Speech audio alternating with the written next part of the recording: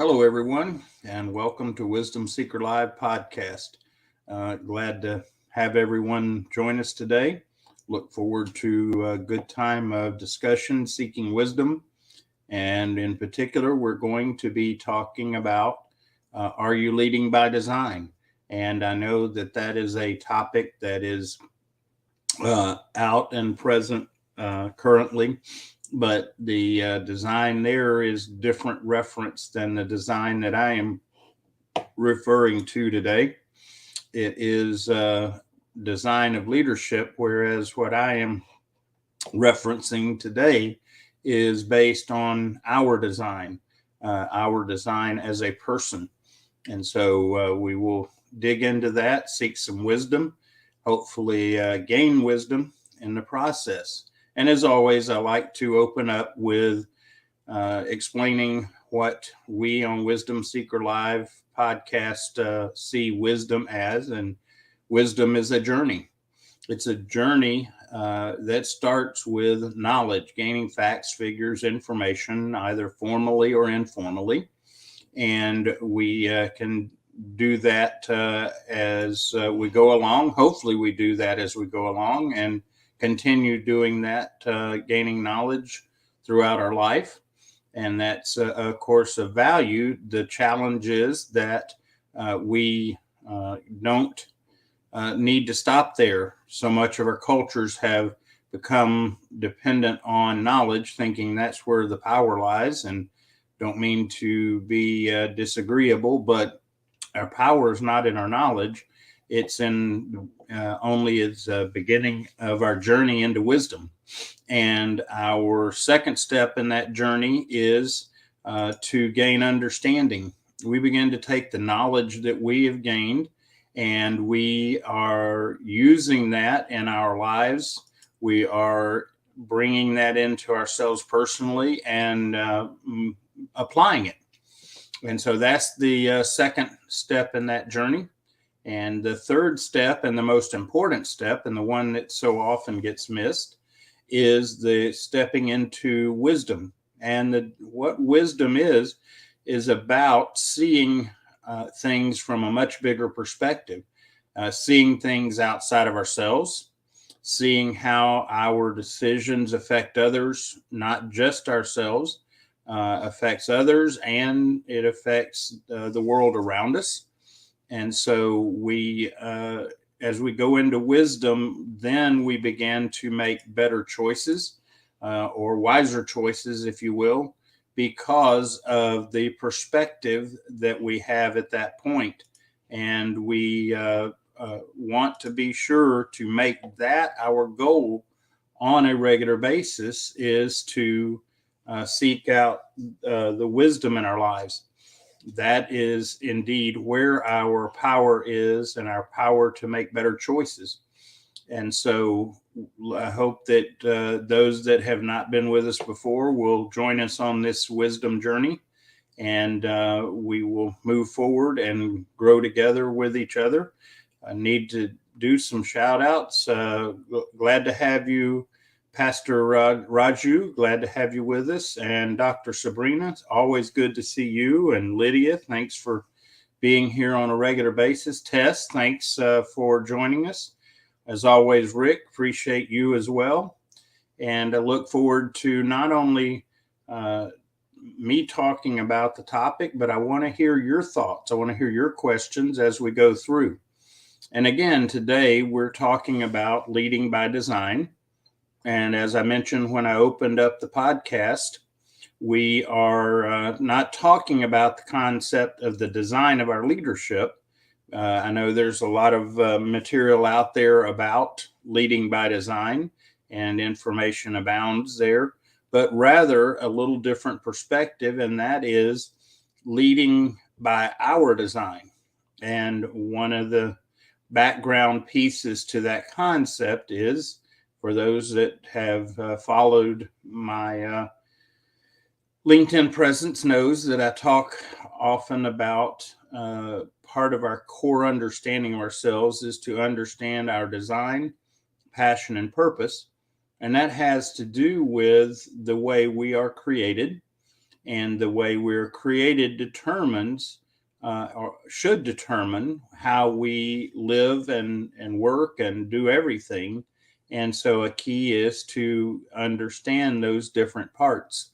And the design piece is very clear that we are designed as a triune being.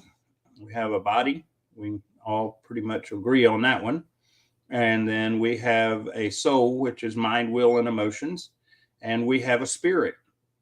It's all part of who we are as a person, as a human. And we need to recognize that uh, part of that design includes uh, some commonness with one another because we have share common purpose here on Earth. And so we have some common design features with each other. And then we also have some very unique design components that are very unique to us as an individual. And those design components are the things that I am referring to when I talk about leading by design. This is actually prompted by church yesterday. We were talking about gifting and how we are designed. And as humans, we have different gifts. It's part of the really special design that we have from God, our Creator. And so it occurred to me that a lot of people that are in leadership roles struggle. And they struggle with their leadership. And I believe it's because they are trying to lead, but not by their design, their personal design. And so they're constantly battling against or striving against who they are meant to be, who they are designed to be. And as a result, a lot of frustration as a leader, a lot of ineffectiveness as a leader. And as Anton and I talk on Tuesdays about, a lot of stress related to it because we are leading not by our own design, but by someone else's design or design of the particular circumstance or environment that we're in. And that causes a great deal of struggle because we are trying to do things in areas that are very possibly more based in weaknesses than strengths. And anytime we try to do things based in our weaknesses, in other words, things that we're not designed to do, then we are going to struggle and it'll be frustrating. It will lack success and drive through as being even seen as poor leadership in this case. So what I hope we can do is talk a bit about designs, about some of the different unique qualities that we have that can affect how we lead. And most of all, understanding those design qualities and being able to work within them rather than trying to work against them all the time. And one of the things that was mentioned, and this is something that I've not done, but I plan to do, is to get an assessment through Strength Finders. I have had many other assessments, Myers-Briggs and DISC and Enneagram, classic temperament typing, a lot of different insights into me as a person and how I'm designed, my personality, all of those pieces. But this one has come up multiple times, so I'm going to pursue it as well. Excuse me. And of course, as anyone knows that has been on this podcast or participated, knows that I look for a place of wisdom and look for places of wisdom, and in particular the Bible. And it's interesting that the Bible even addresses this topic about leading by our design. and also gives us insight into those design pieces. So I encourage you, if you are a leader, to consider, are you trying to lead from a place of design or strength versus always trying to lead in a place of weakness? One of the common characteristics of an effective leader is patience. And we can develop patience and we can learn many things about leadership. So don't misunderstand me and say, well, I am not designed in a particular way, so I can't be a leader. I think that we all can be leaders at times and will be leaders at times. But the key is, are we going to try to lead from our design, or therefore the lead from our strengths, our strong points? And as we begin to do that, then our leadership turns around and changes remarkably. It becomes less stressful, it becomes more satisfying and more effective because we are leading from our strengths.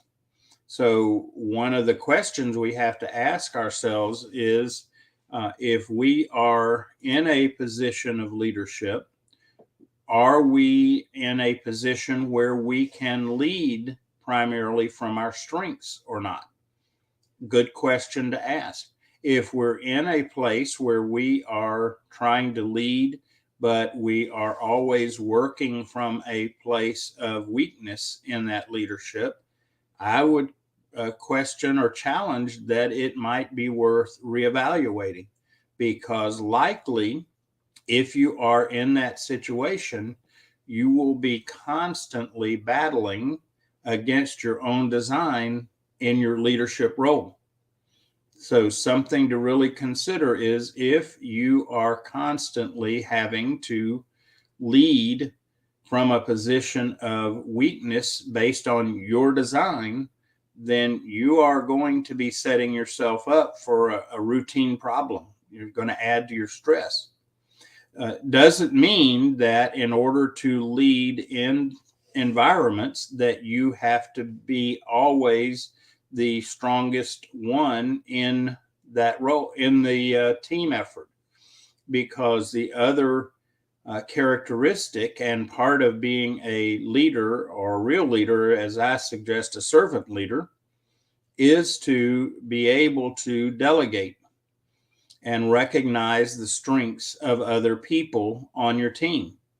And so it may be that the solution is, if you are always trying to lead from your weaknesses rather than your strengths, is that you begin to lead from your strengths and delegate to your team or your followers, whatever term fits best for you, the things that you are not strong in, delegate them to those team members, because they then can operate. And the idea being that you delegate to your team through their strengths, which complement your weaknesses. And I know that some people in leadership roles will become a little bit nervous, maybe even threatened as they go that direction, because it challenges the notion of being in control as a leader. And so it may become a little difficult or uncomfortable to consider. The big thing I suggest at this point, though, first of all, is begin to understand your personal design. Who are you designed to be? And what are you designed to be? Obviously, we're all designed to be humans, but each of us is going to have a unique set of qualities, a unique set of gifts, talents, and so on. And then when you add in, we are all at a different place in development and growth of those talents and gifts and designs, then it keeps it unique to each of us. And that is part of what we bring value-wise to a group, and including to a leadership environment. So really try to seek out and understand what is your design. I'll share what I believe is a common design that we have, and that is that we are here to help and encourage each other. And the idea is that as people, as we go through life's challenges, we talked about adversities last podcast. As we go through those adversities, we're going to do a couple of things. One is we're going to learn about overcoming and how to get through those adversities and do so not only survive them, but to thrive through them and learn from them. And so be sure to recognize that we have those adversities that are going to come in our lives. Sooner we embrace them and go through them and overcome them, the sooner that we will grow. Well, part of our design that is common to all of us as humans is to then the things we have learned, the information we've gained, and hopefully the wisdom we've gained as we've gone through this adversity is to then be ready to pass that along to others who are going through similar things. It may not be exactly the same, but it will have a lot of similarities to what you've been through. And by sharing what you have learned, the wisdom you've gained from going through that adversity with others, then you encourage and help them successfully overcome it and help them to maintain hope as they go through these adversities and these challenges. And so I hope that you'll recognize that that's one of our universal designs and really be able to grasp that and work from that as you live, of course, and also as you interact with others. Welcome, Shahid. Glad to have you with us today from Pakistan, and appreciate y'all joining in. And remember, any of you that have questions or comment, please share them in the comment section. Love to hear your thoughts, especially on the concept of your design and leading by that, and maybe even share how, if you have begun to understand your design, how did you go about doing that? Where did you seek out that insight and information?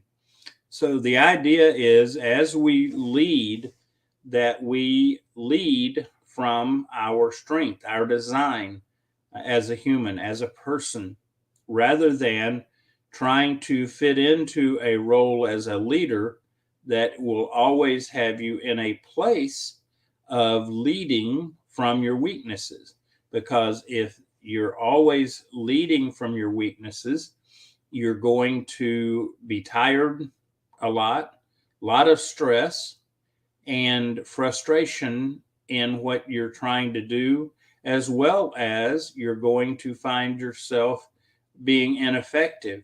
And if you're ever asking yourself the question, why am I doing this? Should I be doing this? Is it always going to be this hard? And questions like that, if that's constantly in your mind, it may be that you are in a role of leadership that you're not designed for, and you are always going to struggle. And again, I'm not talking about those of us that are leading from our strengths, or everything's going to always be perfect and that we're going to always be joyous and happy in it and so on. That's not the implication. But we, in serving or being in our design, we aren't designed to always be frustrated and stressed out over what we're doing and operating from our weaknesses. That's not what we're designed to do. We are designed to lead, be in our purposes, our designs, our characteristics, our personality. And welcome, Jeremy. Glad to have you with us. Appreciate you joining as always. In fact, it's an interesting thing about career choices, that what science is beginning to see is we figure out our design, who we are, our personality, if you will, different terms. It's okay. And understand those, and understand the typing personalities and our behaviors and design, how they fit into the success of different careers. And when we begin to tie those two together, the science indicates that it's a much better predictor of our success or lack of it in our careers. So this concept of design and how it factors into what we do is so important. And the more that we begin to seek wisdom in regards, first of all, to who we are designed to be individually, we begin to get understanding then how to pursue what we are and what we do in life, whether it's work or community or anything we do. The idea is that we want to operate in our design, in our strengths. And for those that have just joined us, I mentioned earlier, this was prompted by being at church yesterday and talking about our strengths or our giftings and how to walk and operate in those giftings. And at that point, it occurred to me that many of us are trying to lead. We're in roles of leadership that we are not designed to be in. And therefore, we, as a result, are always struggling. We're not satisfied with our role. We are not feeling as if we're contributing. Our stress levels are high. And quite often, we will become discouraged because it's always constantly a struggle.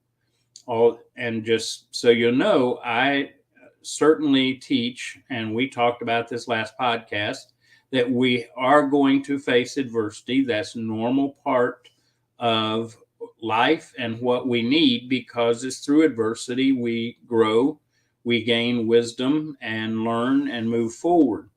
But we're not designed to be in a constant state of struggle. We are not designed to live in a constant state of not living in who we are. We are designed to be who we are by design and live in that. And as we begin to do that, we become more effective, we become more satisfied, and what we do, we will be more successful in what we do. And it all goes back to understanding who we individually are designed to be. And I'll give you an example. One of the things that I really enjoy is music, and I love to listen to it. And when I am by myself, I enjoy singing. Those that have been around when I sing know why I say that now I primarily do it when I'm by myself, or in cases where I'm in a large crowd and not likely heard by anyone. But for me to take a role in leading something from a musical standpoint is not likely a good place for me, because my gifting is not related to using and performing, playing whatever music. And for me to take a job, for example, of conducting an orchestra, I could learn the facts, figures, and information in regards to conducting an orchestra. I could learn the terminology. I can learn and gain understanding even about how to do it. But if I'm trying to lead in that role and it's not who I'm designed to be, at some point I'm going to feel the negative effects in a big way, to a point even of, as we commonly talk about, burnout.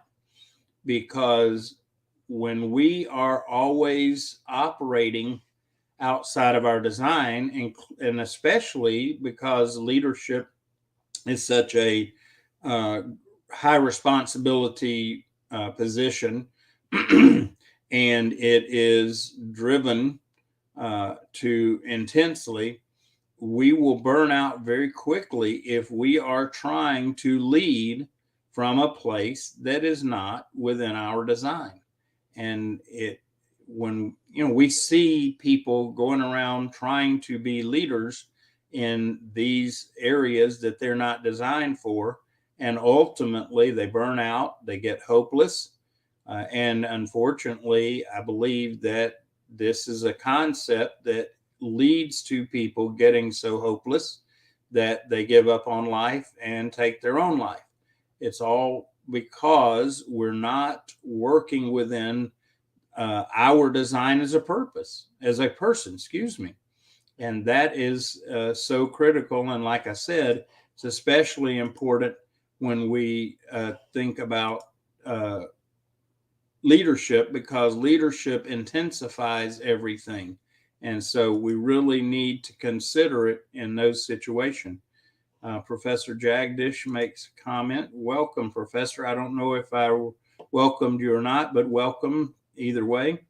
Lord has designed us all as unique individuals. It is our duty to find out and use our uniqueness. Indeed, that our uniqueness is the value we bring to the situation, to the group, whatever you want to say there, but it is our uniqueness that is our value. In fact, one of the quotes that I have is talking about that our uniqueness is what is our superpower, if you will, in what we do. And as we begin to live in that uniqueness and operate there, then we will do better at it. And we're going to be more satisfied, maintain hope and strength as we go forward with it. Lydia has a comment. Lydia says, leading through giftings and talents are not necessarily perfections. Is availability of willingness for further self-development. Indeed. And by operating as a leader in our design, it definitely doesn't mean perfection at all. It means, though, that we are operating where we are designed to, and that, as Lydia mentioned, that we will grow in those areas more effectively. And as we grow, we then help others grow as well. And part of that growth, of course, is even starting back to the basic of helping them begin to understand their unique design and finding that, and then begin to operate and function in that fashion. It's all part of the way we're supposed to function. But for so long, many cultures, we are trying to fit into the culture's design rather than our own. And I even have had conversations this weekend about how we look at educating our children. And we have this determination culturally in some areas that education, the answer to education for everyone is to go and get greater degrees and things like that. And what we've seen as a result is we have a lot of people that are educated in one way and operate in another, and it's a real problem. And so we really need to go back to this understanding of leading by design, including, and one of the concepts that I talk about, and in fact, I have an article on, if anyone wants to look at my profile, you can find this article, but it's called Accidental Leadership. And one of our roles as a leader, because we're all leaders at some point, starting with hopefully leading ourselves. But one of the roles that is a leadership role, it's not given title quite often as leader, is being a parent. And one of the things that as a parent, that we are do wise to do is to help our children begin to understand their design. In some ways, their design is going to be similar to us in ways because of principle of heredity, but that doesn't mean that they need to be another one of me, a clone. It doesn't mean that they are designed to do what I did, or worse, didn't do, and trying to get them to live based on our design. The idea is that we want to help them find their unique design so that they can grow and be successful and effective in what they need to be about as well. Lydia has another comment. Things of God will see growth and fruits. If it is not from God's leading, it will die off. There won't be growth. Indeed, that's part of what we're talking about here by trying to lead in any other way other than our design, because it won't sustain. It's not healthy. It's not good for us.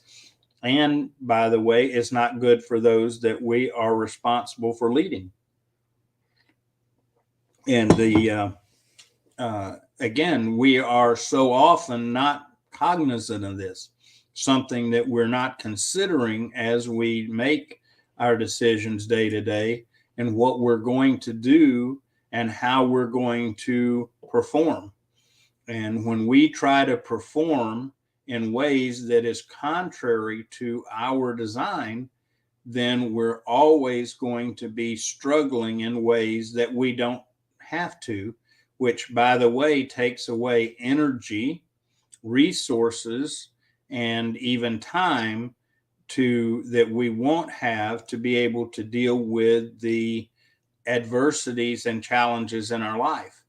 And so, again, going back to the adversity question, is do we avoid adversity?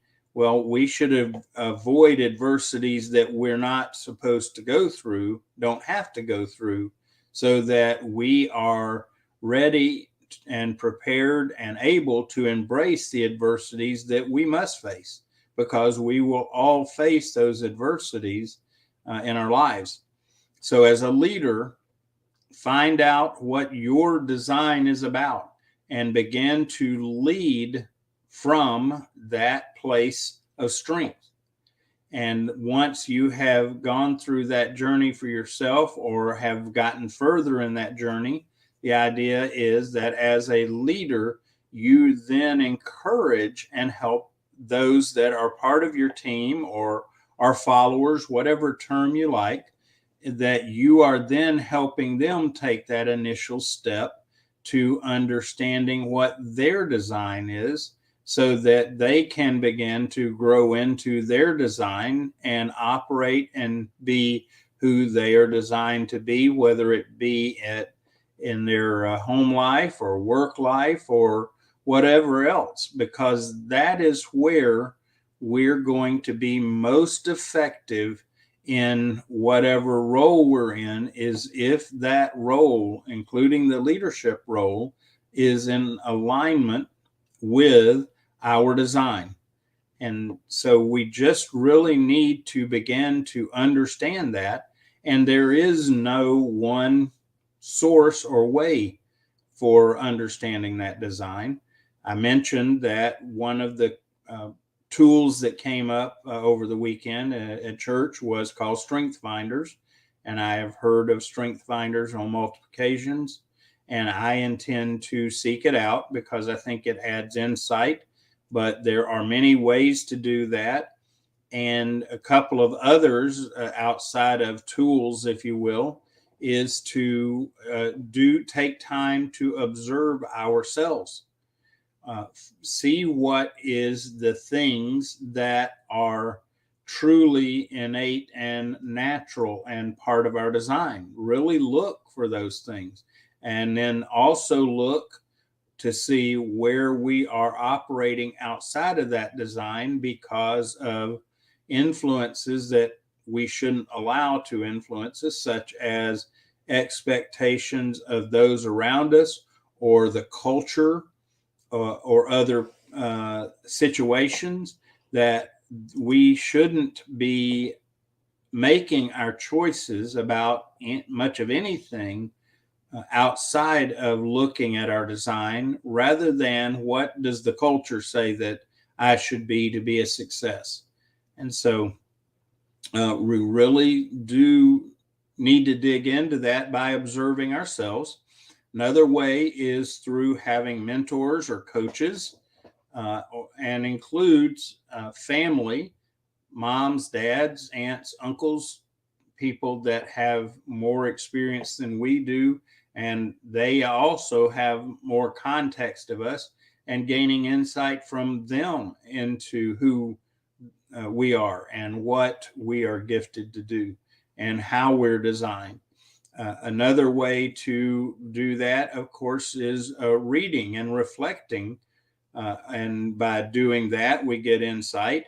And be careful, because if you're not wise in what you expose yourself to from a reading standpoint, you can get sidetracked.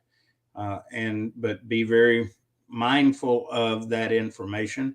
And for me, the gold standard for insights into me and what's going on in the world is the insight that comes from the Bible, because I think that it is reflective of not only how we're made, but it makes a reflection of who made us. So that provides insight. So there are different ways to go about understanding design. The key is you've got to choose to seek that knowledge and understanding, and then with that knowledge and understanding, begin to find the wisdom of operating who you are designed to be. Lydia's got a comment. Embraced everyone's strengths, lead and delegate from their talents and giftings. Indeed. One of the key things is we should, as leaders, we should know our strengths, be aware of our weaknesses, and know the strengths and weaknesses of those that we're leading. And as Lydia says, embrace our own strength and then delegate to other people's strengths. And hopefully your part of your choice is that you choose people to be on your team based on not just their strengths, but their weaknesses as well, so that we can have a complementary team. If all of us are, and I hope this example will work, if all of us are mechanically oriented and all we have on our team are other people that are mechanically oriented, the problem is that when it comes to creativity and some of the areas of artistic expression, non-mechanical, our team is going to lack very dramatically in that area. So again, we want to make sure our team is such that we are complementary to each other. I'm not just talking about saying nice things, although that's helpful, but in terms of the areas I'm weak in, that I have people on my team that are strong in those areas, so that I can delegate and give them an opportunity to behave and function in their strengths. And as a result, as a team, we can come together, cohese, if you will, and function better as a team because we're functioning complementary to each other. Jeremy's comments, sometimes our design can be our own prison, especially when we don't know how to use our superpower design till late in life. That is why we have assistance on our journey. Indeed, Jeremy, and one of the things that I've always observed and continue to observe is that, especially when we aren't operating and growing in our design properly, that our greatest strengths can become our greatest weaknesses. And we have to be cautious that we approach that. In other words, if you have gifting to be able to tell people very honest things, very truthful, but all you ever do is speak in those terms, and you never learn how to temper that or balance that with love, then you're going to create a real problem, and your strength is going to become a weakness in terms of how you do things and how you relate to people. And by the way, our strengths and our design also are such that they are designed to complement other people, not contradict or compete. And so, again, understanding design is such a critical piece. And yes, indeed, Jeremy, we can end up a prison to our own design if we don't learn it and don't learn how to live in it. Professor Jagdish makes a comment: self-awareness and exploration is most important activity to be undertaken by everyone. Indeed, Professor, it is such a key part. I even suggest, and when I started this podcast more than a year and a half ago, that I challenged everyone to an activity, if you will, or a practice, and that is to disconnect from distractions, whatever those are in our lives. And they vary depending on where we are in life, but disconnect from them. Purposely choose to turn them off, push them away, whatever term you need to. And then, as part of the time that you are not spending on that distraction, you take to observe. And that means taking that time to look at ourselves, both inwardly and outwardly. What is going on with me? What's going on with me and what's around me, and what's going on around me? And so observing and self-awareness is another part of that exploration indeed. But the key step, and this is one that even people that are intentional in self-awareness and exploration forget, and this step is so important. Once we have observed, we see these things, begin to know and understand them, the next part is to seek out wisdom related to what we have observed. Such a key part. But I think anymore, especially in the world we live in today, the cultures we have to deal with, that this behavior, this practice needs to be a part of our process, our schedule, whatever you want to say, even as much as on a daily basis. And because without this, we are not aware of what's going on with us that could be negatively affecting us. And it could be that by observing, we recognize where we are not using and growing in our strength. And as Jeremy said, it is starting to imprison us. So disconnect, observe, and then seek wisdom. Think that that's something that we all should consider on a regular basis, whether it's daily, weekly, monthly, even hour to hour. Don't know what your need is and where you're at in your growth and development, but certainly needs to be a part somewhere, I would suggest, on a regular basis. Rick makes comments: skill adversity is crucial in any repair business. Of course, I was found it interesting that one of my sons has actually become a copier technician in just the last few weeks. And when I was his age, actually a little bit younger, I actually was a copier technician. And so we were talking about a way to learn how to repair copiers is that, along with the knowledge you gain and skill and use of tools and things like that, is that they take a copier and they actually do what is called a throwout. In other words, they take a perfectly good copier and make something out of adjustment or take a part loose or whatever, and challenge the person that is learning that copier to go find that. That's the adversity. You've got to find the throwout problem in order to grow. And it is so key to being effective at doing repair work, and not only doing the repair, but learning the process of finding what is the problem. And so, yes, adversity in every form can offer us value, except when we are, by our poor choices, causing us to have adversity that we're not designed to go through. And that being one adversity we're not designed to go through is to try to lead and live in environments contrary to what we're designed to be and do. Very important that we begin to figure that out, so that we are not bringing adversities that we shouldn't face into our life because we're not functioning in our design.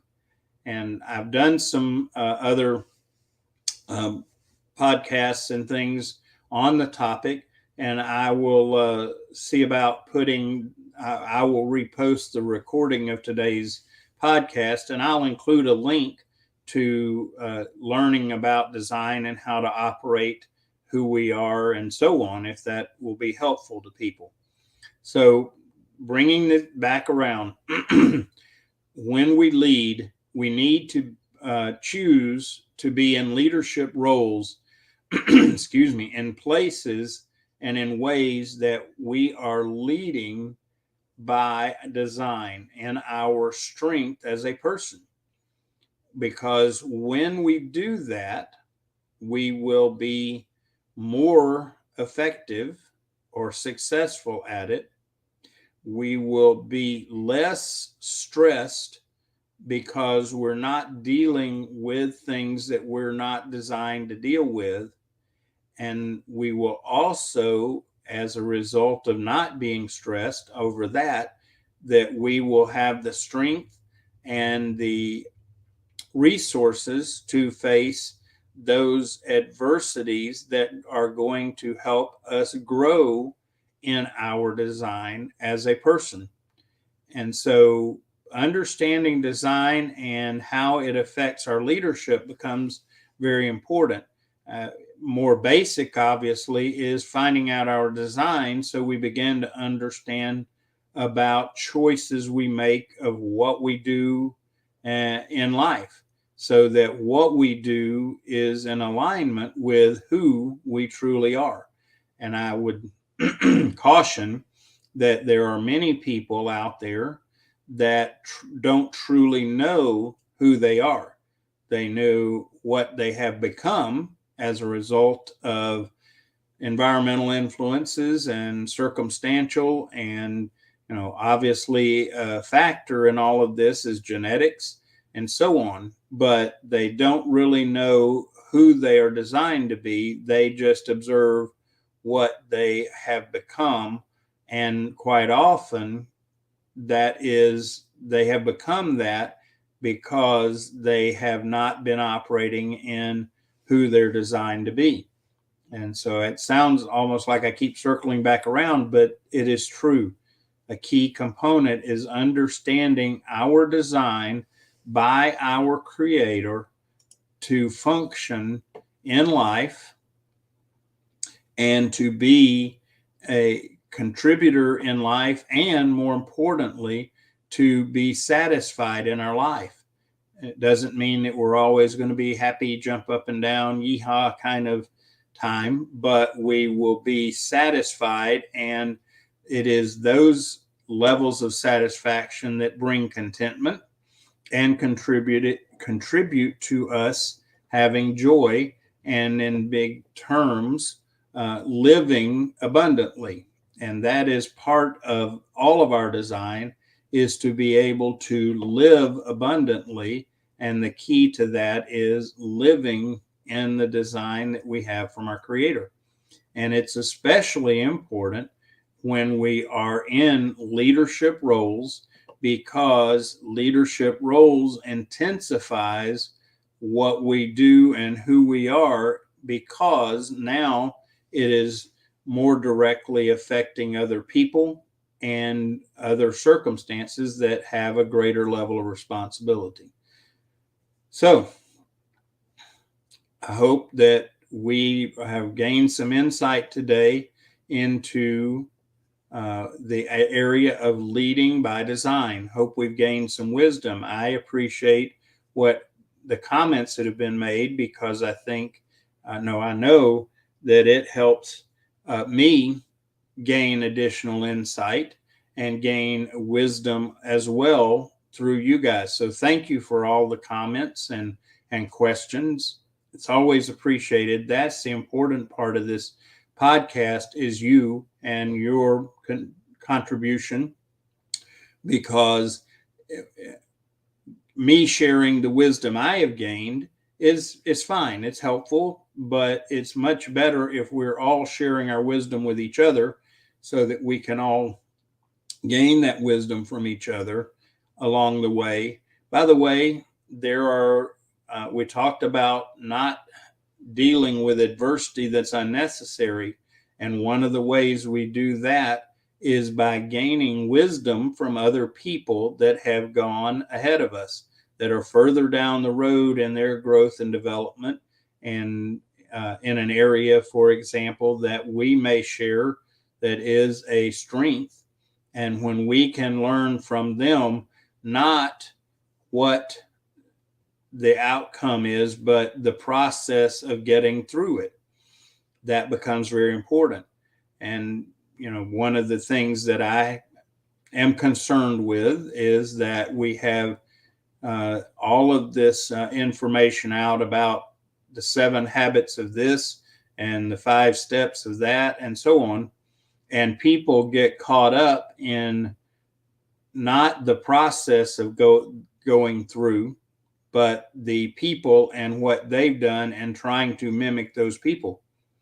If you find yourself mimicking people's behavior versus mimicking their character, you've got a problem. You are then trying to be that person rather than learning the principles that you can from them to be who you're supposed to be. So without any further comments or questions, we'll start winding it down. So wrap it up. The goal or thought is that we need to, if we're going to take on the role of and responsibility, by the way, of leadership, to consider, will we be able to lead from our design, from our strengths in that situation?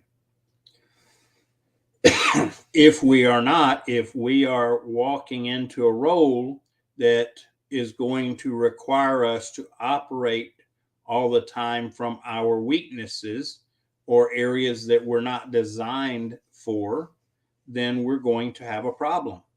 We're going to find ourselves constantly in a place of struggle that we don't need to go through, that's going to cause us to be stressed and hopeless and tired, and just so many different adjectives. So key is to truly find where we need to lead based on our strengths.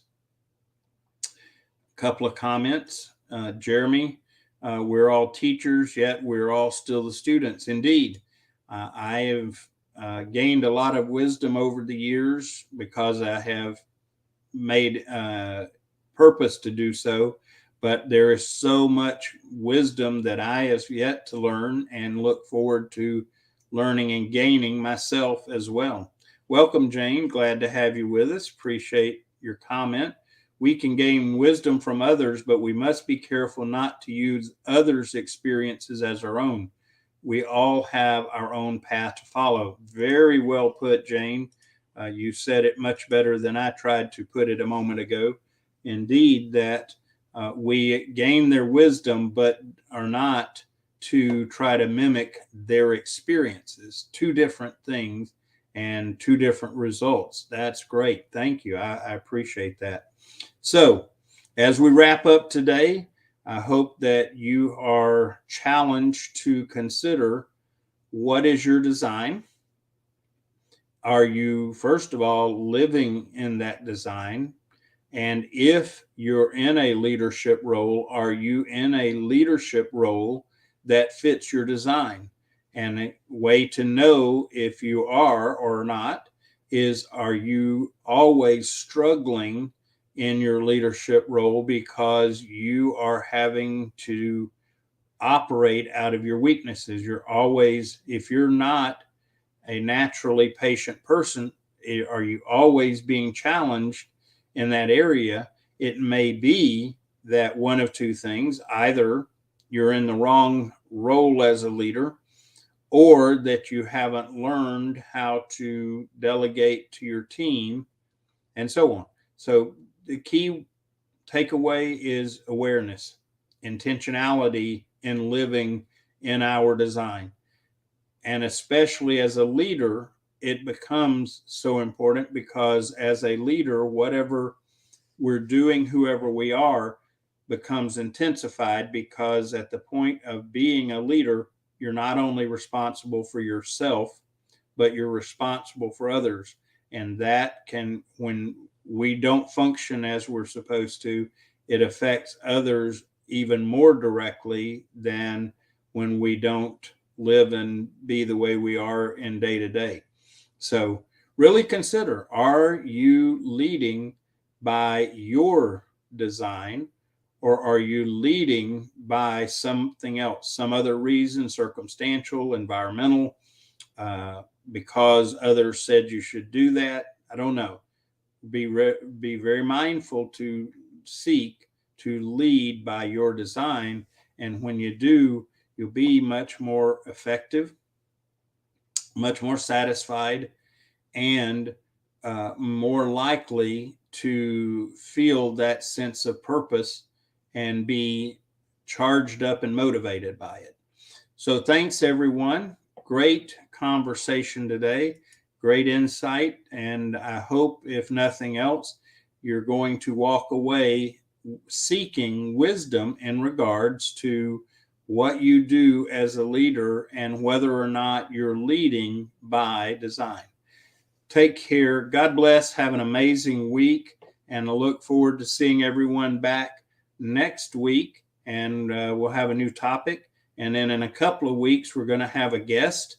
If any of you know of anyone, or you're interested in being a guest on the podcast, it's always a possibility, because at the end of the day, it's good to hear other people's wisdom journey and learn from it. So God bless. Have a great week. See you next Monday, 8 o'clock here on LinkedIn, Facebook, and YouTube. Take care. Bye.